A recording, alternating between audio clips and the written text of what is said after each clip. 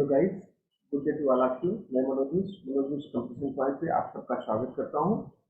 देखो, आज हम लोग इस वीडियो के क्रम में नेक्स्ट टॉपिक को पढ़ेंगे, जिसको हम लोग हिंदी के व्याकरण के संदर्भ में उपसर्ग और प्रत्यय के नाम से जानते हैं।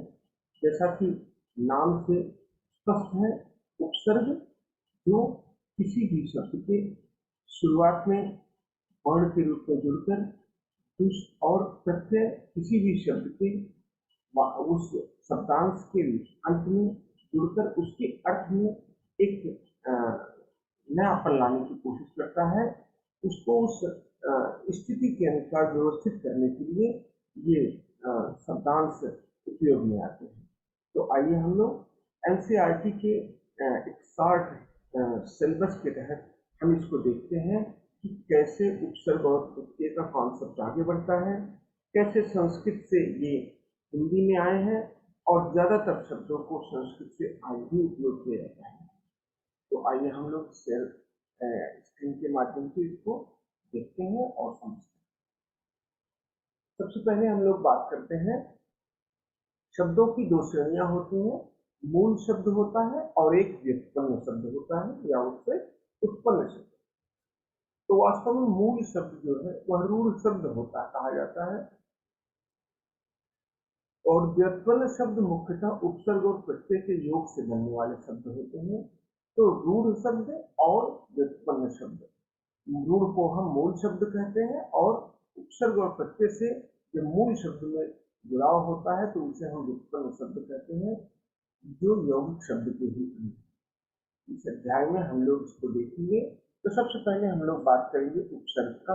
तो उपसर्ग वे शब्दांश जो रूढ़ या मूल शब्द, संज्ञा, विशेषण आदि के पहले जुड़ते हैं, उपसर्ग कहे जाते हैं। वे शब्दांश जो रूढ़ या मूल शब्द के संज्ञा, विशेषण आदि के पहले जुड़ते हैं, उपसर्ग कहे जाते हैं। इनके योग से शब्द के अर्थ में उत्कर्ष, अपकर्ष या भिन्न अर्थ की विशेषता है। इनका उपयोग नहीं है कि ये जब जुड़ते हैं तो उस शब्द में उत्कर्षता आ जाती है या उत्कृष्ट हो जाता है, या अपकर्ष की स्थिति आ जाती है, या वो अवनत को प्राप्त होता है, या हम कहें उसमें कुछ भिन्नता आ जाता है।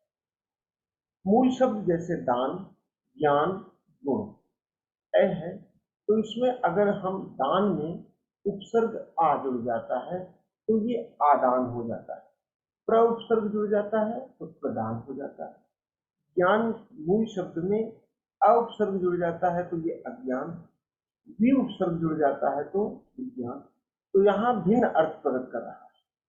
तो अज्ञान जो है वह इसका अपकर्ष रूप है, लेकिन विज्ञान यह इसका उत्कर्ष रूप है। इसी तरह गुण शब्द में अव जुड़ जाने से या निर उपसर्ग जुड़ जाने से अवगुण और निर्गुण हो जाता है। तो अर्थात हम कहें कि शब्दों में भिन्नता लाने, उसमें उत्कर्षता या उत्कृष्टता लाने के लिए उपसर्ग का उपयोग होता है। हिंदी में प्रचलित अधिकतर उपसर्ग संस्कृत से आए हैं। इनके अतिरिक्त कुछ उपसर्ग हिंदी के हैं और कुछ अरबी फारसी के हैं। इन उपसर्गों को हम लोग संस्कृत में आइए देखते हैं। इसका हम लोग बात करें सबसे पहले संस्कृत शब्दों में प्रमुख उपसर्ग। तो उपसर्ग जो संस्कृत में प्रयोग होते हैं, जैसे हम कहें अ उपसर्ग, इसका अर्थ अभाव से होता है। जैसे ज्ञान का अभाव, जो हम ज्ञान से जुड़ जाता है, ज्ञान शब्द से तो ये अज्ञान हो गया। अर्थात अभाव क्या हुआ, ज्ञान का अभाव हो गया अ उपसर्ग जुड़ जाने से। स्वर ध्वनियों में आरंभ होने वाले शब्दों से पूर्व अ उपसर्ग अन के रूप में प्रयुक्त होता है, जैसे अन आदर, जहाँ स्वर ध्वनियां पैदा हो रही हैं। अकसह, इस जो स्वर हैं उन स्वरों में स्वर की धुन जहां जहां होती है उनमें अ उपसर्ग जोड़ने पर उसका रूप अन से होता है, जैसे अनु। इसी तरह अनु, अनु का अर्थ है पीछे, अनु रूप अर्थात उसके पीछे चलने वाला। अति, अति का मतलब अधिक से होता है या सीमा से अधिक है, तो इसे हम अगर अधिक से जुड़ जाए अति या अति उपसर्ग जुड़ जाए तो अत्यधिक हो गया। अति आचार से जुड़ जाए तो अत्याचार हो गया। इसी के क्रम में हम लोग देखते हैं अप। अप का साधारण सा अर्थ होता है बुरा या अभाव। अपशगुन, शकुन शब्द से जुड़ा तो अपशकुन हो गया, मान शब्द से जुड़ा तो अपमान हो गया, अर्थात जहां मान है उसका भिन्न अर्थ अपमान हुआ, इसे एक बुरा। अप जो है वह बुरा या अभाव का सूचक शब्द है ये उपशब्द। इसी तरह आ का अर्थ तक, पूर्णता का सूचक, जैसे आमरण, आजन्म। दूर, इसी तरह यह बुरा या कठिन का अर्थ लेके चलता है, यह दुर उपशब्द, यह दुर्गुण, दुर्गम के रूप में व्यवस्थित। प्रति या विरुद्ध, प्रति का अर्थात अर्थ है विरुद्ध, इसे प्रतिवाद या प्रतिवाद, इसे वाद के साथ जोड़ते हैं हम लोग प्रतिवाद। निर या नि, बिना, निर्गुण या निर्मम, इसके साथ भी उपसर्ग अगर इसका अर्थ रहित से होता है अर्थात वह उसके बिना है तो वियोग या योग से वियोग। अध जो है वह अधिकता का सूचक है, अधिकार, अधिसंग, यह इस सूचक में आगे बढ़ता है।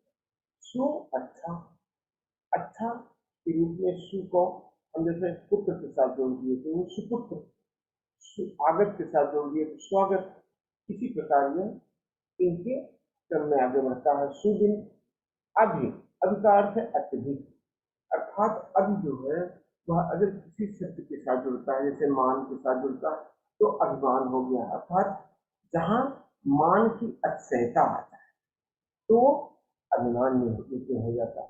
अभ्यास, जहां अधिक आस की जाए, अभ्यास के रूप में हो जाता है तो आशा बढ़ जाती है, अभ्यास।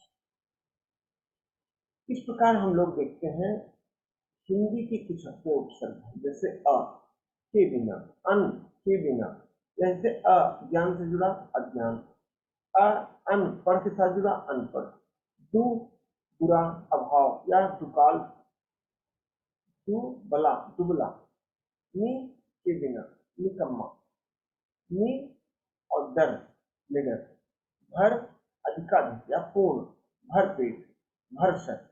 इस तरह हिंदी के उपसर्ग हैं जो सीधे तौर पर अर्थ अपना प्रकट करते हैं। सु या अच्छा, सुसंगत, सुकूत, इस रूप में। इसी तरह अरबी फारसी के कुछ उपसर्ग हैं जैसे गैर के बिना, विरुद्ध, गैर हाजिर, हाजिर के बिना, गैर कानूनी, कानून के विरुद्ध।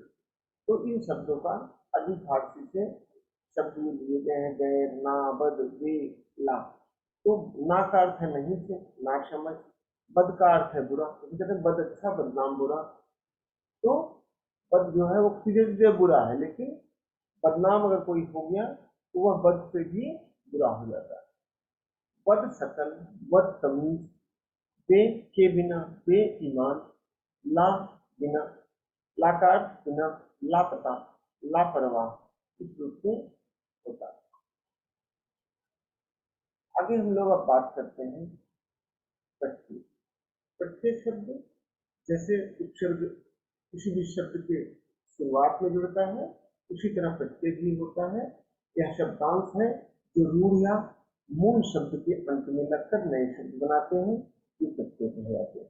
जैसे दास्ता, बंगाली, मिठाई, उपदेशक, समझौता में क्रमशः ता, ई, आई, अक और औता प्रत्यय।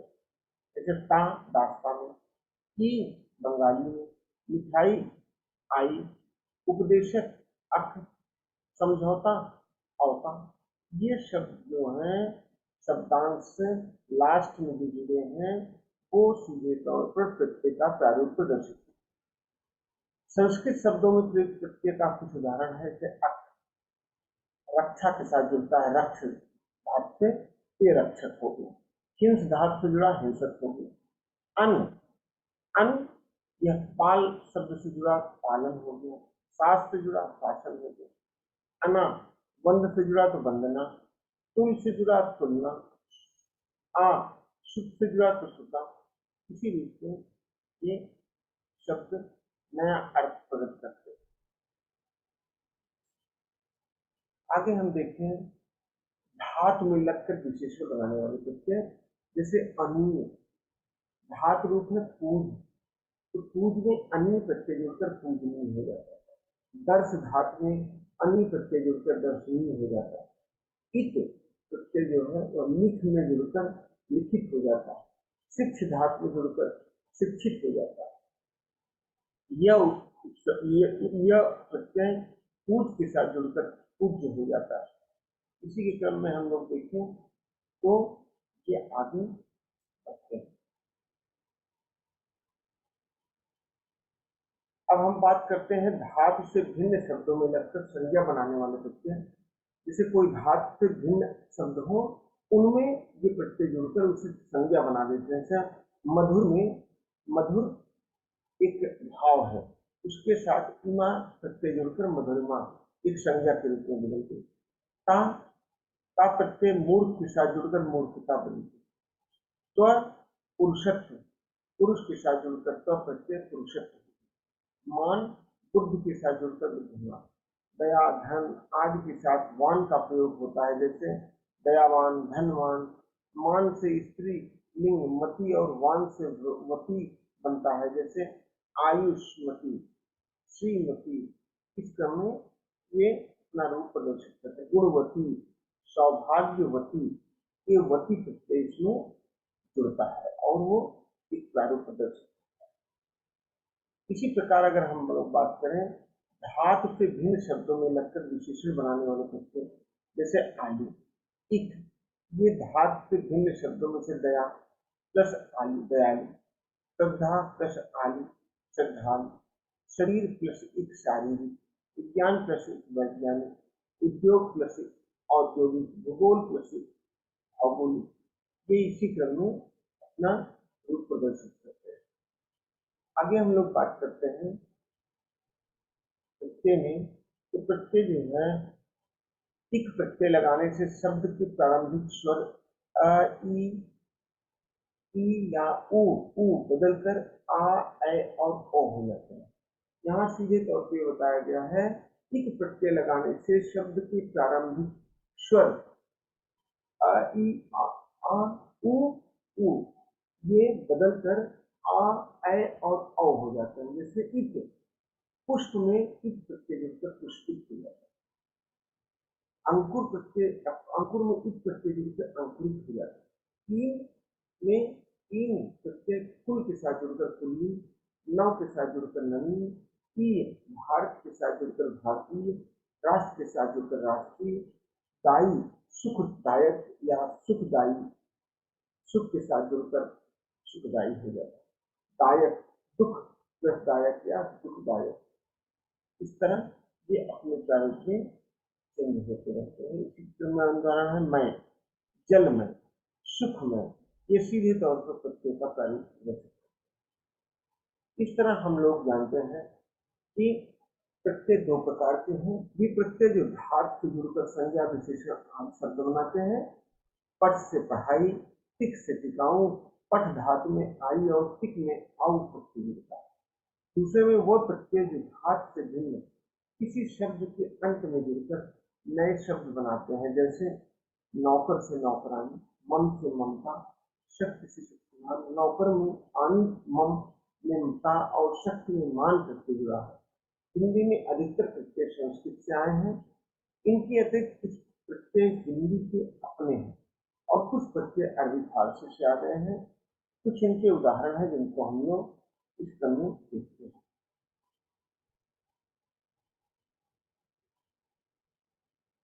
हम लोग बात करते हैं हिंदी के प्रत्यय की। इनका योग केवल हिंदी शब्दों के साथ होता है।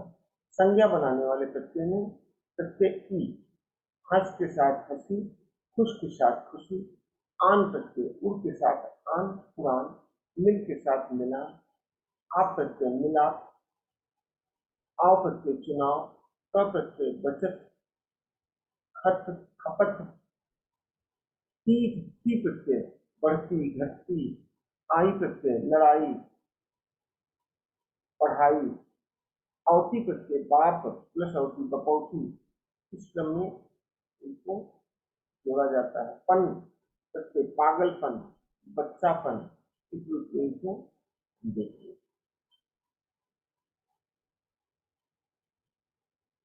आगे हम लोग बात करते हैं विशेषण बनाने वाले प्रत्यय। आ भूख के साथ जुड़कर भूखा, अक्कड़ भूल के साथ जुड़कर भुलक्कड़, आऊ दिख के साथ जुड़कर बिकाऊ, कीला चमक की लसीला या चमकीला, रस के साथ जुड़कर कीला रसीला हो जाता है। इस क्रम में हम लोग बात विशेषण करते हैं। आगे हम लोग अब देखते हैं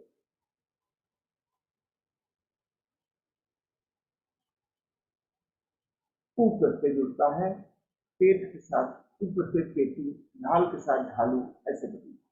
अरबी फारसी के कुछ प्रत्यय हैं जैसे आना, शालाना, साल के साथ जुड़कर सालाना विशेषण हो गए। ई प्रत्यय दोस्त के साथ जुड़कर दोस्ती होगी, जिसे संज्ञा कहते हैं। नाक प्रत्यय खतर के साथ जुड़कर खतरनाक हो जाता है, विशेषण। मंद प्रत्यय अक्ल के साथ जुड़कर अक्लमंद, विशेषण। दान प्रत्यय फूल के साथ जुड़कर फूलदान या संज्ञा, विशेषण संज्ञा है। इसी के क्रम में दार मालदार या मालदार विशेषण का रूप। इस प्रकार हम लोगों ने आज उपसर्ग और प्रत्यय को क्रमशः देखा और समझा। ये कैसे बनते हैं, कौन सबसे पहले लगता है, कौन बाद में लगता है, और ये आपस में कैसे उस शब्द का में जुड़कर उस रूढ़ शब्द या मूल शब्द में जुड़कर उसके भाव को बदल देते हैं। तो हम लोग यहाँ बात करें कि